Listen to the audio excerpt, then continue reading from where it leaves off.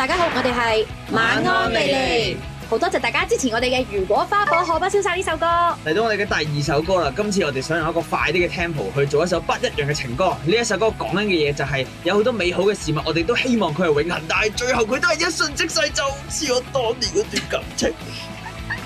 不過咧，唔係淨係感情先係美好嘅，呢個世界都好多美好嘅事物啦。唔知大家對於煙花啊、花火啊呢啲有冇啲美好嘅回憶呢？同埋大家聽歌嘅時候，唔知會唔會留意到啲特別嘅音色啦？因為我哋都好想呈現翻一啲煙花嘅效果嘅，就例如好似我煙草嘅吉他通咁樣啦。係啊，仲有鼓聲咧，都特別用咗啲好嘈嘅聲音啦，去模仿一啲花火嘅聲音。咁至於 MV 嗰方面咧，今次係我第一次做導演啦。我去咗日本拍攝之外啦，喺香港嘅拍攝咧亦都好特別㗎，因為嗰日係黃雨再加雷電交加，我哋仲要喺天台度拍啊，所以咁熱血，大家一定要去支持支持支持！